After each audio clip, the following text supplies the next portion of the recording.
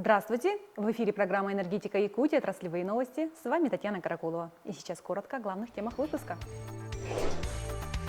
На каскаде Вилюйских ГЭС ведется капитальный ремонт гидроагрегата номер 8. Перед начальниками РЭС и энергорайонов поставлены задачи на текущий год. Сетевой участок Эльдиканского РЭС поселка Солнечный повадился огненно-рыжий лис.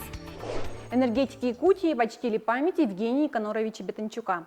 28 февраля ему бы исполнилось 110 лет. Начальник управления строительства Вилюйгэсстрой, герой социалистического труда, заслуженный строитель РСФСР Евгений Бетанчук оставил значительный след в истории страны. Под его началом были возведены КАМАЗ, город Набережные Челны. В Якутии главным объектом стала Вилюйская ГЭС. Она была построена в глухой безлюдной тайге в короткие сроки с 1959 по 1967 годы. Когда мы говорим о космосе, мы говорим об Батунчуке. Когда мы говорим про Олимпиаду, мы говорим о Батунчуке, потому что первая ГЭС, которую строил Батунчук, это была в Краснополянская ГЭС. Когда мы говорим о Донбассе в настоящее время, мы тоже говорим о Батунчуке, потому что на Донбассе тоже есть улица, названная в честь Батунчука. А сам Батунчук, он родился недалеко от Одессы. И когда ему было 11 лет, они переехали, папа у него был военный, они переехали жить в Одессу. И, конечно, многое в Одессе тоже связано с Батунчуком. Даже когда мы говорим о поэзии, о Маяковском, мы тоже вспоминаем Батунчука, потому что любимым поэтом у этого человека Глыбы, у человека-созидателя был именно Маяковский. Евгений Бетанчук добился того, чтобы поселок Чернышевский из палаточного превратился в уютный, благоустроенный. С 2005 года каскад Вилюйских ГЭС Якутскэнерго носит имя Евгения Бетанчука. Начальники РЭС и энергорайонов Якутскэнерго собрались на общесистемное производственное совещание. Здесь были обсуждены итоги производственно-хозяйственной деятельности за прошлый год и намечены задачи на ближайшее время. Подробнее в нашем видеосюжете. В конференц-зале Якутскэнерго сегодня представители обширной территории Якутии. Подвести итоги прошедшего года и обсудить задачи на будущее собрались руководители 19 РЭСов центральных и западных электрических сетей. Признаются, 2023 год был непростым, но с поставленными целями справиться удалось. Одна из таких острых проблем на текущее время – это необходимость импортозамещения оборудования. Но, в принципе, мы с этими задачами справились. Эти задачи также определены в наших коэффициентах показателей эффективности, которые практически на 90%, 99% даже процентов нами были выполнены. У каждого участника системного совещания задача одна – стабильная поставка качественной электрической энергии. В этом году для снижения аварийности увеличена ремонтная программа, причем выполняемая хозяйственным способом. Основная задача – это повышение качества и бесперебойность энергоснабжения наших потребителей. Снизить количество аварий, выполнить качественный объем, плановый объем ремонтов, построить новые объекты и присоединить всех новых наших потребителей. В прошлом году хозспособом было отремонтировано 510 километров, 300 метров линий электропередачи. План перевыполнен почти на четверть. Подрядным способом тоже сделано больше запланированного. При этом аварии продолжают причинять неудобства. Основная проблема – сторонние воздействия. 184 случая за год. Опоры сбиваются автомобилями, провода задеваются негабаритной техникой, рвутся подземные кабели при проведении несогласованных работ. Противостоять всему этому – тоже одна из задач. Мы узнали очень много нового, поделились опытом. И самое главное, мы их, познакомили. Сейчас все начальники очень друг друга знают. И сейчас у них взаимодействие будет более теснее. И это, я думаю, что это очень много поможет в работе. В своих выступлениях начальники районов электрических сетей озвучили предложения по улучшению работы подразделений. Они касались как технических, так и организационных вопросов, на основании чего были даны важные поручения, в том числе ежегодно формировать рейтинги РЭСов, чтобы был дополнительный стимул. Компания «Якутскэнерго» является самой крупной сетевой организацией на территории Республики Саха-Якутия. И проведение таких производственных совещаний именно по электросетевому комплексу считаю очень важным и нужным мероприятием. Я знаю, что в рамках инвестиционных, ремонтных программ непосредственно на местах, в муниципальных образованиях РЭСами выполняется очень много работы. При этом хотелось бы, чтобы все-таки акцентировалось внимание на узких местах. Среди масштабных задач этого года – подготовка к строительству второй цепи линии Сунтар-Нюрба. Работа ведется совместно с правительством Якутии. В третьем квартале планируется закончить проект и приступить к экспертизе. А это уже большой шаг вперед. Ведь модернизированное сетевое хозяйство вместе с линиями и подстанциями – залог надежной и качественной электроэнергии. На каскаде Вилюйский ГЭС ведется капитальный ремонт гидроагрегата номер 8. Причем основной объем работы выполняет персонал станции.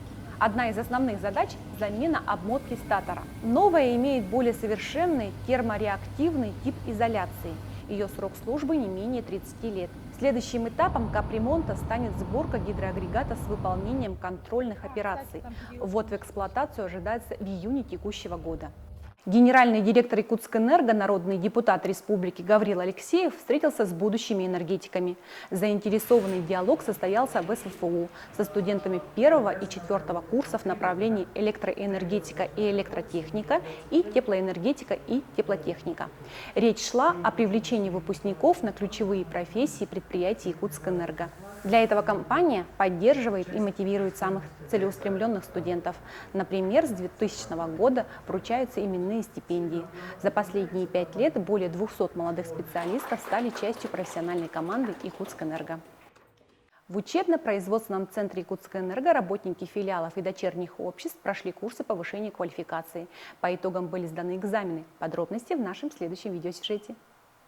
К этому итоговому занятию группа электромонтеров готовилась целый месяц. Сегодня им предстоит сдать практический экзамен на тему эксплуатации электрических сетей. Сделано все хорошо, можно полазить. Как говорится, все приближено к реальности. Это СИП, мы, считай, будем сейчас от пайки делать, все это, счетчики вешать, устанавливать.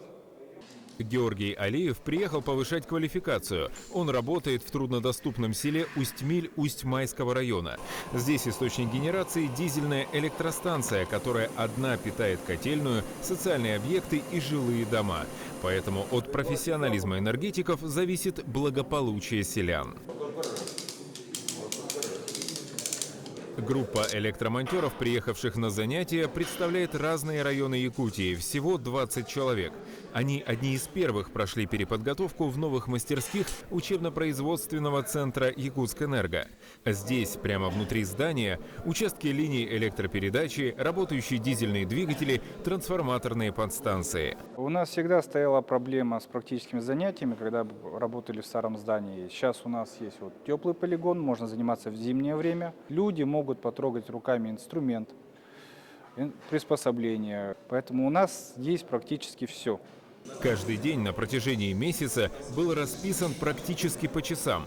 Преподавалась теория и практика. Все как в высших учебных заведениях. В связи с введением учебно-производственных мастерских и полигонов мы решили проводить экзамены в двухэтапном режиме. То есть вчера они сдавали экзамены теоретические с помощью компьютерных технологий.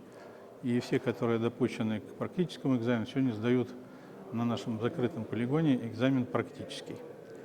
И сегодня еще присутствуют студенты Северо-Восточного федерального университета для того, чтобы они понимали, что их ждет в будущем, когда они будут работать в компании энергетической. Результаты экзаменов показали, что месяц занятий прошел эффективно. Одни подтвердили свои разряды, другие повысили. В ближайшее время подобное обучение пройдет очередная группа энергетиков. Каждый год в этих стенах получают знания около 3000 человек, практически по 100 курсам. Энергетики презентовали детям с ограниченными возможностями игру «Театр теней». Мероприятие состоялось в молодежном инклюзивном центре «Среда». Здесь все вместе сделали постановку одной из сказок. Игра «Театр теней» выпущена по мотивам детской книги «Сказки о солнце». По окончанию мероприятия красочные комплекты были подарены молодежному центру и его участникам. Эти печатные издания – совместный проект Якутскэнерго и дизайн-студии «Пилигрим».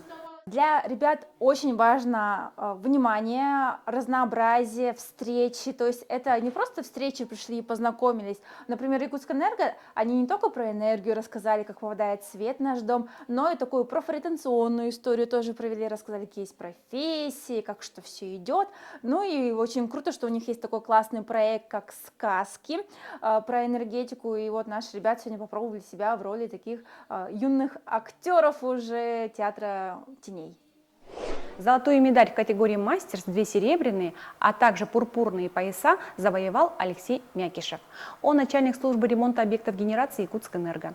Региональный чемпионат по бразильскому джиу-джитсу прошел в Новосибирске. В нем приняли участие около 600 человек. В ближайших планах у Алексея Мякишева участие в международном турнире в Южной Корее, городе Сеул. Состязания состоятся уже в октябре. В сетевой участок Эльдиканского РЭС поселка Солнечный повадился огненно-рыжий лис. Он регулярно приходит уже с декабря, благодаря чему на территории стало меньше мышей. За такую помощь работники ДЭС и подстанции регулярно подкармливают рыжего красавца. Он предпочитает колбасу, любит печенье и конфеты. Охотнее общается с женщинами и только им разрешает себя фотографировать. На сегодня у меня все новости. До встречи в следующем выпуске программы «Энергетика Якутии».